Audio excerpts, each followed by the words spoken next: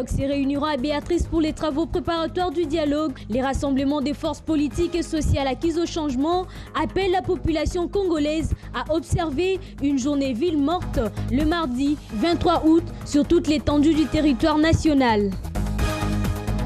Les diplomates européens accrédités en RDC ont échangé avec Edem Kodjo. Ils l'ont félicité pour son appel et ont invité le gouvernement congolais à poursuivre avec la libération des prisonniers politiques pour décrisper la situation politique actuelle. La nouvelle société civile congolaise reste inquiète sur les caractères sélectifs des libérations des prisonniers politiques. Elle exige le respect de la Constitution et de la résolution 2277. Voilà tout pour les sommaires. Le détail, c'est tout de suite avec Laurette Mandala Kisolokele.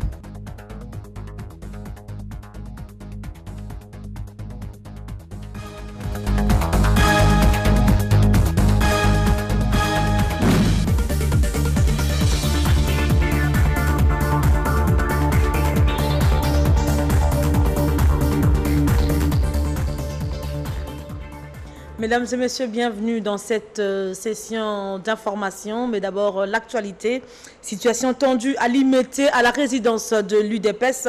Des policiers ont assiégé le siège de l'UDPS. Le secrétaire général de l'UDPS et tout son cabinet s'y trouvent. Une situation certainement consécutive à l'appel de la journée ville morte lancée par les rassemblements il y a quelques jours. Des informations font état de tirs à gaz lacrymogène et ont causé plusieurs blessés. Dori Doumbia, depuis le siège de l'UDPS, conseiller en matière de communication de Etienne Tshisekedi, confirme le fait. Le siège de l'UDPS est assiégé pour le moment. La police a investi tous les quartiers. Personne ne peut rentrer ni sortir. Donc c'est pour nous empêcher de nous organiser pour la journée de demain, pour la ville morte de demain. Donc nous sommes assiégés. C'est pour ça que je tiens à informer l'opinion tant nationale qu'internationale que tous les membres du cabinet du secrétaire général, tous les membres du parti qui s'est trouvé au siège sont bloqués et la police est là. Personne ne peut ni rentrer ni sortir. Donc nous dénonçons ces comportements barbares. Nous informons, nous allons saisir la MONUSCO et la communauté internationale pour que ces agissements puissent cesser immédiatement. Les acteurs politiques doivent se mouvoir en toute liberté et ce n'est pas en agissant de la sorte qu'ils vont nous contraindre à changer de position. Et voilà, pour barrer la route au dialogue tel que préconisé par le facilitateur Edem Kodjo qu'il récuse, le rassemblement des forces politiques et sociales acquises au changement sous l'égide du président du comité des sages Etienne Tshisekedi vient de décréter une journée ville morte ce mardi, jour prévu pour les débuts de l'ouverture de travaux du comité préparatoire du dialogue. Il promettre d'autres actions de grande envergure si les Togolais s'entêtent à encourager le dialogue sans tirer compte de leurs préalables. Reportage signé Naomi Longila et Riva Ilangampia. Le rassemblement de forces politiques et sociales acquises au changement répond à Edem Kodjo par une ville morte décrétée pour ce mardi 23 août. Cette décision est intervenue après la réunion de cette plateforme qui récuse les facilitateurs togolais. Les rassemblements appellent tout le peuple congolais à observer une ville morte. Le rassemblement demande à l'ensemble de notre peuple de se mobiliser comme un seul homme en vue de faire échec à cette énième forfaiture en observant une journée ville morte ce mardi 23 août 2016. Jean-Marc Kaboun Akaboun, secrétaire général de l'Union pour la démocratie et le progrès social, rejette aussi la libération des prisonniers politiques d'opinion publiée par le ministre de la Justice. Pour ce dernier, aucun organe de presse proche du rassemblement n'a été réouvert. Sur les 24 personnes prétendument libérées, seules 4 se trouvent encore en détention et ou incarcérées et n'ont bénéficié du reste que d'une mise en liberté provisoire, ce qui laisse en cours le faux procès intenté contre elles. En définitive, Sur une liste de 112 prisonniers présentés par le rassemblement, seuls 4 ont bénéficié de la mesure de libération provisoire. Le rassemblement relève par ailleurs qu'en sus des 112 sus évoqués, il y a 83 personnes détenues, respectivement à la prison d'Endolo, 55, et Makala, 28. Pourtant amnistiés depuis plus de 2 ans, mais non libérés pour des motifs politiques. Pis encore, le pouvoir poursuit la répression, continue le harcèlement judiciaire et procède aux arrestations arbitraires de membres de l'opposition, dont les dernières datent de ce samedi 20 août 2016 à Kamina et à Lubumbashi. Concernant la libéralisation de l'espace médiatique, aucune chaîne proche de membres du rassemblement n'a été réouverte. De tout ce qui précède, le rassemblement constate malheureusement que ces mesures dérisoires n'ont nullement rencontré le préalable nécessaire pour la tenue du dialogue. Outre la ville morte de ce mardi, le rassemblement des forces politiques et sociales acquises au changement maintient son préavis du départ au pouvoir du chef de l'État qui court du 19 septembre au 19 décembre 2016 à minuit. Voilà, restons toujours dans le même cadre. Après les bruits et les informations injectées dans les réseaux sociaux faisant état de l'annulation de la journée ville morte, l'UDPS et ses alliés du Front du Peuple sont formels. Il y aura bel et bien journée ville morte ce mardi pour dire non à tout tripatouillage de la Constitution et faire partir Edem Kodjo. Suivez. l'UDPS et ses alliés qui continuent à signer, à persister que notre journée ville morte de demain est maintenue, contrairement aux fausses rumeurs qui sont lancées ça et là sur les réseaux sociaux. Nous maintenons la journée ville morte de demain parce que l'opposition tout entière, le rassemblement, l'UDPS et ses alliés ne participeront pas au dialogue tel que voulu par M. Edem Kodjo et Joseph Kabila, parce que ce dialogue ne rencontre pas le préalable posé par l'opposition et nous demandons à notre peuple d'être vigilant. Les alliés du président Etienne Tshisekedi confirment la position prise par le secrétaire général de l'UDPS au nom du rassemblement et les alliés seront là.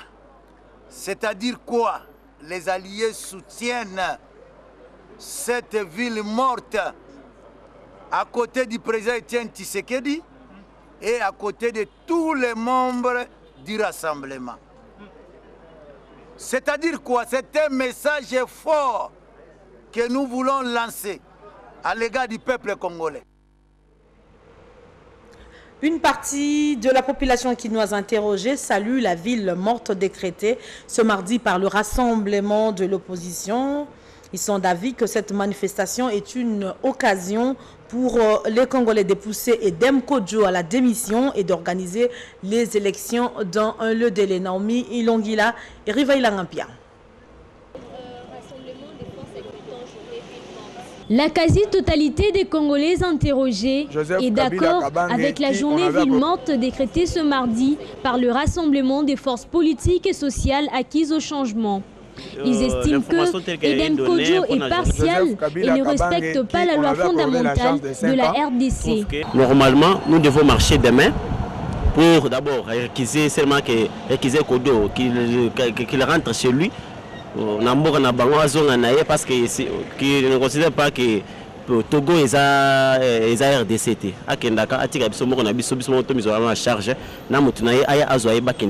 Alors nous on va marcher ne fût-ce que demain pour cela. Les Congolais vont des millions et de millions pour cette fois-ci à Kendenan. C'est ça au moins notre débit. La démission d'Edem Kodjo. Mon point de vue, j'adopte les idées de rassemblement. Pourquoi? Parce que Edem Kodjo est venu pour faire la facilitation. Au lieu de jouer son rôle de facilitateur, être au milieu de Edem Kodjo, joue le rôle d'accompagner seulement la mouvance. Alors nous soutenons, cette journée doit être comme ça pour que Edem Kodjo comprenne et qu'il démissionne. Au rassemblement des forces politiques et sociales acquises au changement, la colère est montée d'un cran. Pour ces groupements politiques, sur 112 prisonniers que cette plateforme dirigée par Étienne Tshisekedi avait présenté, seuls 4 prisonniers ont été provisoirement libérés. Il s'agit de Paul Baouma de la Lucha, Yves Makwambala de Filimbi, Christopher Ngoy de la société civile et Jean-Marie Kalanji. Les différentes plateformes du Rassemblement des forces politiques et sociales acquises au changement affûtent leurs armes. Le G7 appelle tous les Kinois à respecter la ville morte de ce mardi pour obtenir la libération de tous les prisonniers politiques, l'ouverture des médias proches du Rassemblement et le départ de Edem Kodjo. Innocent Kibundoulou, président de LNJ-MSR, communicateur G7, est au micro de Clotilde Kissoulou et Claude Ezimongo. Le facilitateur a quitté donc le milieu du village où l'on l'avait placé par la communauté internationale et convolé au juste noces avec un camp. Et c'est ainsi que le rassemblement voudra démontrer avec l'ensemble du peuple congolais qu'il n'est pas d'accord avec cette manière d'agir. C'est un peu compliqué tout ça. Vous voyez déjà quand le ministre de la Justice qui est congolais lui-même ne sait même pas qui est libéré, qui ne l'est pas, c'est difficile que ce soit Edem Kodjo qui l'ait dit. On lui a donné une liste de 115 prisonniers politiques. Et vous voyez que sur les 24, plusieurs personnes sont en liberté.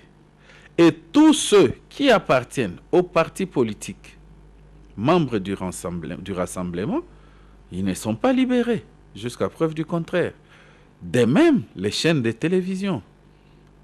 On a libéré 2, mais plusieurs autres sont restés fermés sans raison. Et celles qu'on a libérées étaient fermées, entre guillemets, pour les mêmes raisons que celles qui sont restées fermées jusqu'à ce jour. On se demande si on veut vraiment décrisper la situation ou on veut que ça perdure dans cet état des choses afin de justifier le glissement. Vous savez, c'est une action de terrain, c'est une manière de s'exprimer. La Constitution nous garantit la liberté d'expression et c'est de cette manière-là que le Rassemblement attend faire entendre sa voix. C'est une méthode d'expression qui va porter son résultat en temps voulu. Ne suivez pas, c'est nos amis de l'autre côté qui disent des choses comme ça. Olivier Kamita, tu n'es pas au pays, à ma connaissance, et il n'a jamais tweeté en ce sens-là. C'est faux. La journée ville morte est maintenue. Puisque nous parlons avec lui, il ne connaît pas ça, il n'a pas publié des choses comme ça.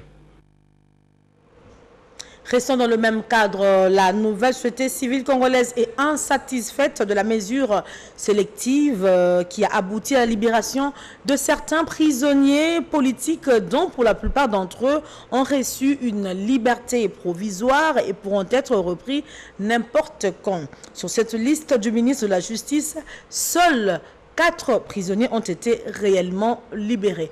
Propos recueillis par Jacques-Hilaire Kachala-Wambaye. Le caractère provisoire de ces mesures qui ne rassure personne, car à tout moment, ces compatriotes peuvent être repris par la justice. Si la liste de 24 personnes rendues publiques par le ministère de la Justice, c'est 19 août 2016, seuls 4 compatriotes sont concernés par les mesures de libération provisoire, à savoir Fred Baouma de Lucha, Yves Makwambala de Filimbi, Christopher Ngoy de la société civile de la RDC et Jean-Marie Kalanji du mouvement 4e Voie. Les 20 autres compatriotes semblent avoir été déjà libérés depuis plusieurs jours avant. Cas de Narcisse Kombi, Pascal Biamanine de la Lucha à titre illustratif, libéré à Goma depuis le 10 mars 2016 avec 7 autres compatriotes de leur groupe. La situation de certains prisonniers politiques dont les poursuites semblent être déguisées en délit de droit commun, cas de Bâtonnier Mouyambo et M. Diomi Ndongala et bien d'autres, les tracasseries judiciaires contre certains acteurs politiques cas de M. Moïse Katumbi, et activiste des mouvements citoyens collectifs Félimbi, cas de Floribert Anzoulini et Ben Kabamba, etc., poussés en exil forcé contre leur gré. Sur les 7 chaînes de médias fermées arbitrairement, des sont autorisés à fonctionner, ce qui est insuffisant. C'est à la demande du facilitateur que les ambassadeurs, représentants des missions diplomatiques et membres du groupe de soutien à la facilitation ont échangé ce lundi avec Edem Kodjo, le facilitateur du dialogue fragilisé par la contestation d'une partie de l'opposition, a présenté la situation aux diplomates qui ont apporté leur soutien. Reportage signé Nathalie Sekabourodi, Soussi Mourabiye et Ephraim Makouba. À la veille de l'ouverture de travaux du comité préparatoire du dialogue, les ambassadeurs de l'Union européenne accrédités en RDC et membres du comité international de soutien ont rencontré le facilitateur Edem Kodjo sur demande de ce dernier. Le diplomate togolais a présenté à ses hôtes la situation telle qu'elle se présente. Les diplomates de l'Union européenne ont apporté leur soutien à Edem Kodjo, comme nous explique Mamadou Diallo. Les ambassadeurs ici réunis ont salué d'abord le geste et l'attention du facilitateur, le ministre Edem Kodjo, de l'appel qu'il a fait et de ce dialogue ouvert qu'il a créé entre lui et la communauté diplomatique au Congo pour pouvoir les tenir informés régulièrement de la teneur, du contenu, de l'orientation et des progrès de son travail de facilitation. Les ambassadeurs de l'Union européenne ont invité le gouvernement congolais à pousser loin son geste d'apaisement en libérant d'autres prisonniers. Ont réaffirmé leur désir de pouvoir s'investir individuellement et collectivement à travers les contacts qu'ils ou elles ont avec les acteurs politiques congolais pour pouvoir continuer de passer ce message à l'unité, à l'inclusion et à la participation effective de l'ensemble des acteurs congolais au dialogue politique afin qu'ils puissent créer les conditions idoines afin que le pays aille tranquillement vers des élections apaisées, transparentes, inclusives qui permettront à tous les Congolais, toutes les Congolaises d'exercer leurs droits citoyens et de pouvoir influer sur le résultat des élections. Pour rappel, en début août, la délégation de l'Union européenne avait exhorté le gouvernement et toutes les parties concernées à créer les conditions nécessaires pour le démarrage effectif et rapide du dialogue censé baliser la voie aux élections apaisées.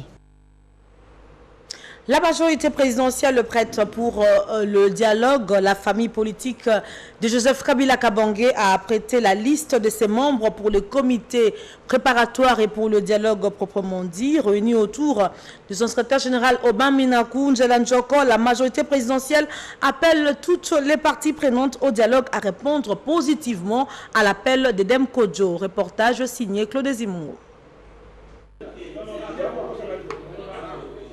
Dans la salle Kinshasa, à l'hôtel du fleuve Congo, toutes les figures des proue de la majorité présidentielle étaient réunies autour de son secrétaire général Aubin Minakou Ndjela-Njoko.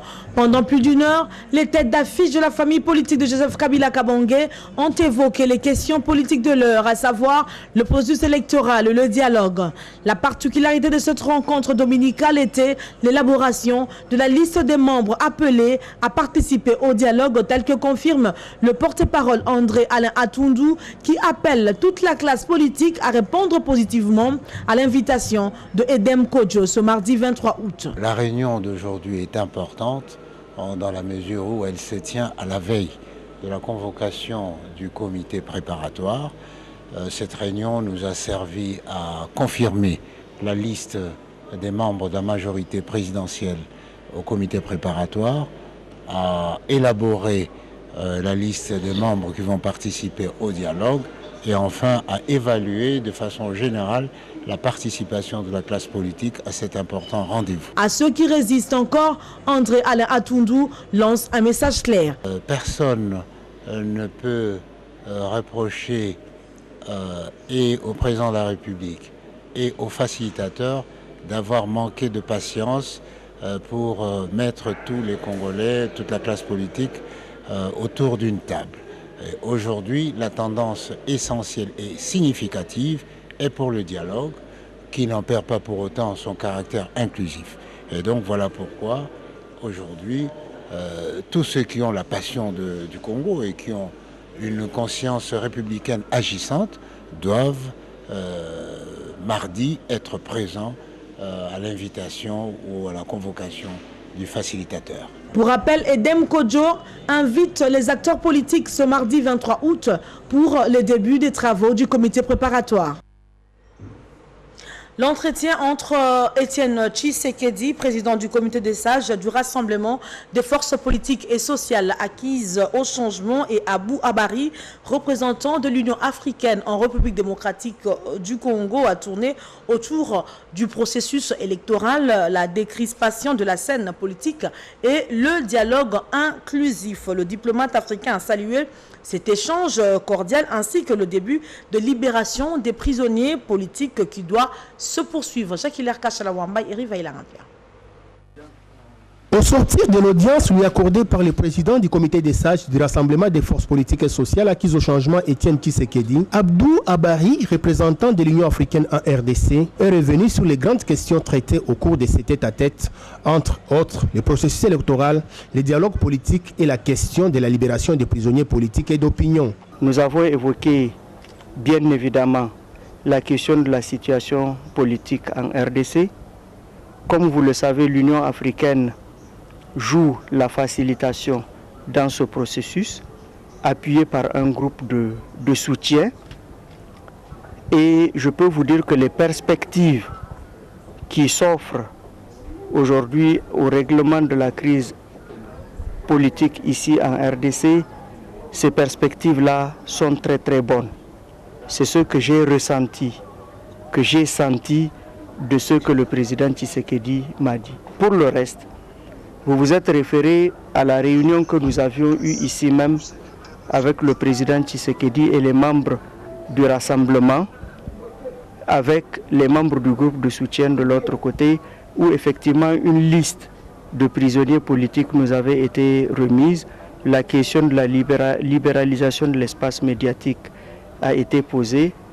Je suis heureux, au cas où vous ne l'avez pas encore appris, de vous dire que nos efforts ont porté des fruits, ou tout au moins ont commencé à porter des fruits, parce qu'il y a à peine une heure, 24 prisonniers politiques ont été remis en liberté, 2 radios sur 3 ont été rouvertes, où la décision de les rouvrir a été prise, et vous savez que en termes de négociation, vous n'obtenez jamais tout ce que vous demandez. Voilà, autre actualité à présent, à l'issue du conclave politique tenu du 20 au 21 août 2016, l'UDPS Kibassa a procédé à la présentation de sa nouvelle structure et Augustin Kibassa a été désigné président de cette formation politique. Le nouveau président s'engage à militer pour la réunification du parti avec l'aile légale tshisekédiste. Reportage de Gladys Mwadi et Rivaï Langampoa. C'est dans l'objectif de se refaire une santé de fer que l'Union pour la démocratie et les progrès social, UDPS El Kibassa Maliba, a présenté ses nouvelles structures issues du conclave politique. Monsieur Augustin Kibassa Maliba a été élu président. Il sera appuyé par 2 vice-présidents qui sont Moleka Albert et Bijanou Mutunda. Le nouveau président a remercié tous les conclavistes. Je me fais à présent l'obligation de m'acquitter d'un agréable devoir, celui de vous remercier sincèrement pour la confiance que vous me faites en ce jour, en m'élisant comme président national de notre parti. Je n'ai pas peur, car j'ai le bonheur d'avoir à la vice-présidence des hommes d'expérience, intelligents, non conflictuels, déterminés à travailler sans ménagement pour le bien commun. L'actuel patron de l'UDPS Kibassa s'en tient au testament du 14 octobre 2000 du fait le président Frédéric Kibassa appelant à la réunification de l'UDPS. Il a fustigé certaines déclarations dangereuses qui ont défrayé la chronique ces derniers temps. Nous sommes donc déterminés à nous engager dans le processus de réunification avec l'autre légalité UDPS qui se trouve être l'UDPS Tshisekedi, d'autres partis et personnalités de la mouvance UDPS ont aussi leur place dans ce processus.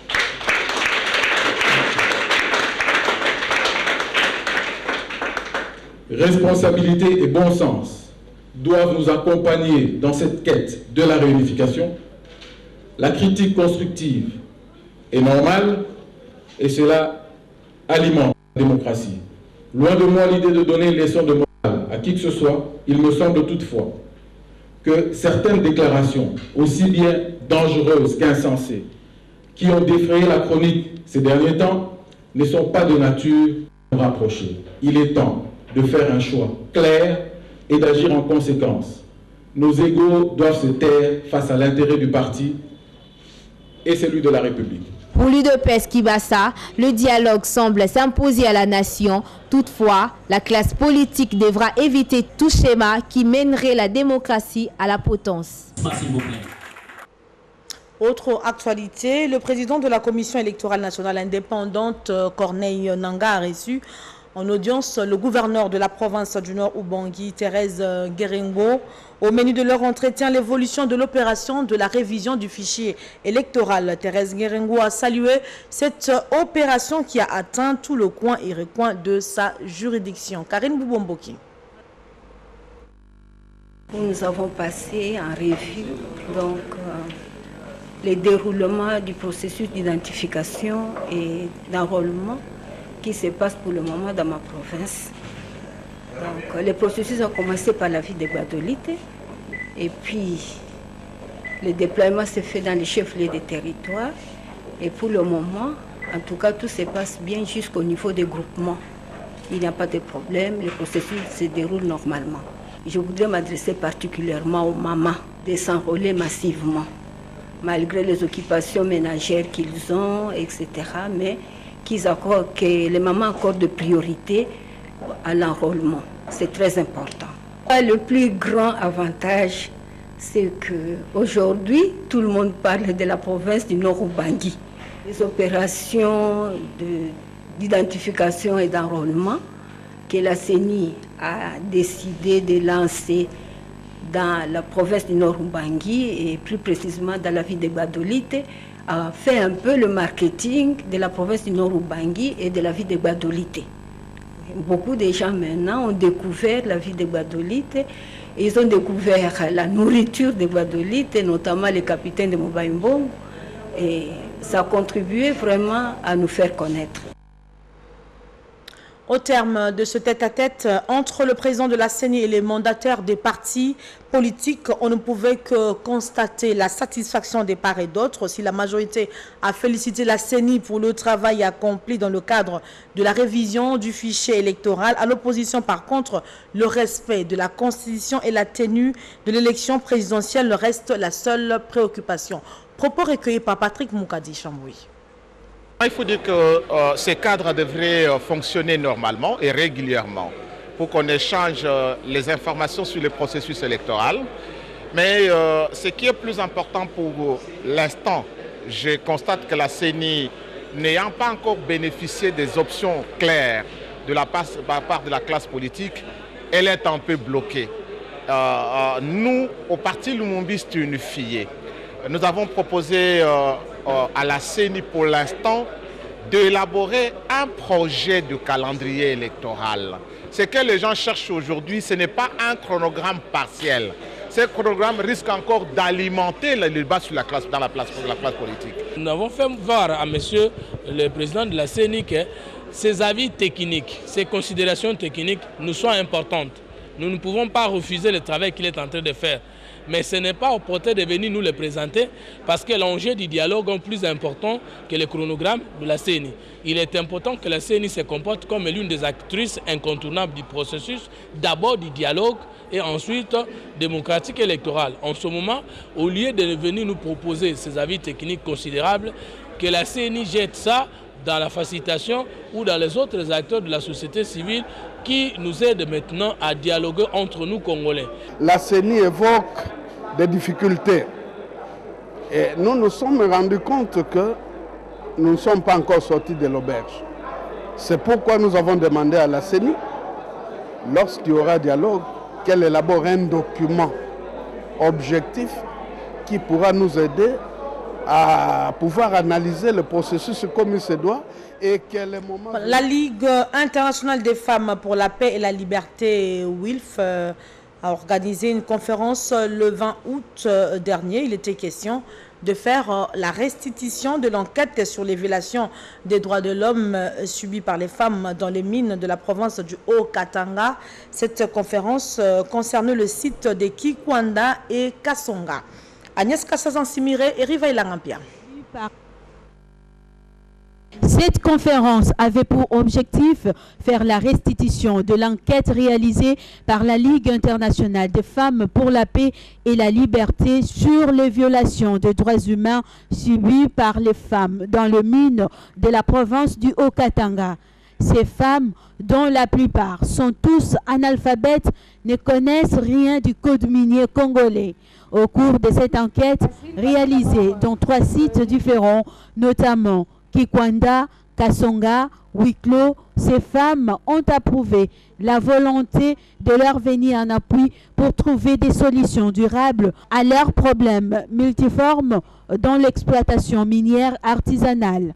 Entre autres, trouver d'autres alternatives et évoluer en dehors de ces mines. Donc nous voulions savoir si ces femmes subissent des violences, si ces femmes, comment ces femmes travaillent, quels sont l'encadrement qu'elles ont. Et nous parlons de toutes les formes de violences aux droits humains qu'elles puissent subir. C'est-à-dire, ça peut être des violences physiques, ça peut être des violences dues à leur manque d'éducation, de connaissances. Donc c'est surtout ça que nous avons été faire et nous voulions savoir ce que ces femmes font sur les sites. Parce que, à première vue, quand on vous dit qu'il y a des femmes qui travaillent dans les sites de mines artisanales, vous dites, mais qu'est-ce que les femmes font sur les sites artisanaux? Donc c'est là que nous avons découvert les métiers que font les femmes sur les sites artisanaux, qui sont le droumage, qui sont la petite restauration, qui sont le petit commerce. Il y a des femmes négociantes à des plus hauts niveaux. La tâche était difficile parce que nous avons rencontré quand même beaucoup d'obstacles. D'abord, l'accès aux sites sont très difficiles. Il faut avoir des 4x4, il faut descendre des 4x4, il faut prendre des motos. Donc l'accès déjà au site est difficile. Il y a aussi tout le problème linguistique. Nous sommes allés avec des questionnaires, mais vous êtes confrontés à des femmes qui, d'abord, pour la plupart, ne comprennent pas vraiment bien le français, ne maîtrisent pas le français. Donc nous avons eu l'avantage de pouvoir leur parler en lingala. Et puis, elles ne savent pas, beaucoup sont analphabètes. Donc, vous devez vraiment les accompagner durant tout le questionnaire. Outre la République démocratique du Congo, le travail de cette enquête a été réalisé dans plusieurs pays, notamment au Nigeria, en Colombie et au Cambodge. Et ce dernier reportage, avant de prendre la revue, l'Alliance des bâtisseurs du Congo, district Funa, a désormais un nouveau comité. L'installation de ce membre a eu lieu ce week-end. Le nouveau comité à la tête, André Landou Kileba, se fixe pour objet, durant son mandat, d'élaborer des stratégies collégiales pour réallumer le parti du docteur Pierre-Anatole Matoussila et d'implanter le parti à la base. Reportage de Nadine Mayombembilo et Ephraim Makouba.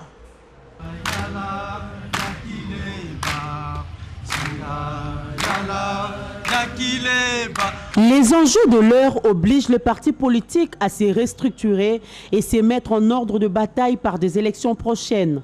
C'est dans cette perspective que l'Alliance des bâtisseurs du Congo a répondu à cette nécessité en mettant en place un nouveau comité. Dans le district de la Funa, aux commandes, André Kileba Landou a la lourde charge de diriger 3 communes phares de la ville de Kinshasa qui sont Bumbu, Ngiringiri et Bandalungwa. André Kileba Landou se fixe pour mission implanter les partis à la base et élaborer des stratégies collégiales pour réallumer le parti de Pierre-Anatole Matoussila. La mission, c'est celui d'implanter les partis à la base. Parce que je rappelle ici que le comité de district, c'est un comité de contrôle, un comité de relais entre la province et les sections. C'est un comité qui va donner l'impulsion aux sections afin de pouvoir implanter les cellules et puis les sous-cellules.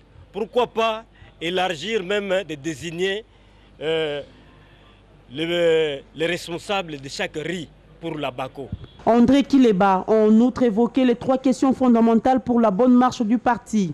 Il a aussi appelé les militants à mobiliser les moyens afin d'élargir le parti dans les différentes provinces de la RDC. C'est ça qui nous a poussé de nous poser 3 questions fondamentales. Où sommes-nous? Où voulons-nous être et comment y parvenir? La dernière question nous amène à élaborer des stratégies collégiales. Et ces stratégies vont demander aussi à mobiliser les moyens, nos petits moyens de petites cotisations, parce que sans oublier que les partis politiques doivent vivre par les cotisations de ses membres. Autre temps fort de cette cérémonie, c'était la remise des tôles et du drapeau du parti, symbole de son engagement vis-à-vis de la BACO. Nous allons à présent lire les journaux, donc place à la revue de presse avec Naomi Longila.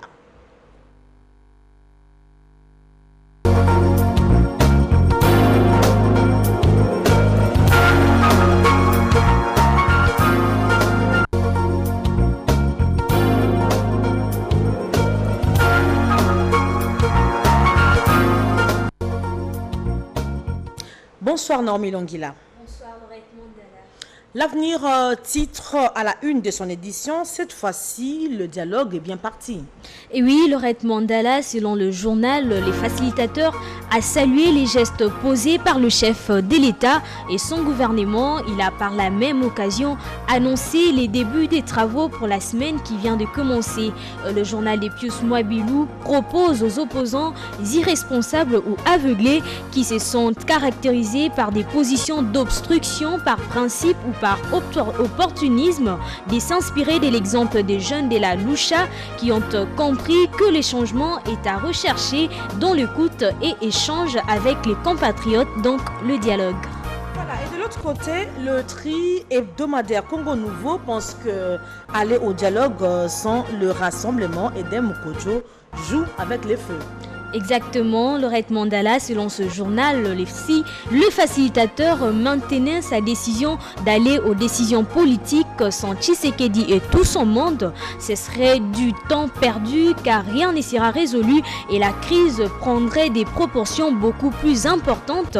Et au journal de préciser que le rassemblement considère comme une provocation du peuple le fait que M. Kojo, en dépit de sa récusation en tant que facilitateur du dialogue en RDC, s'entête à convoquer sa commission préparatoire au 23 août, défiant toute la nation congolaise. Se référant au communiqué d'Étienne Tshisekedi, le journal rappelle qu'une journée ville morte a été décrétée le 23 août, une façon d'exercer la pression sur Edem Kojo.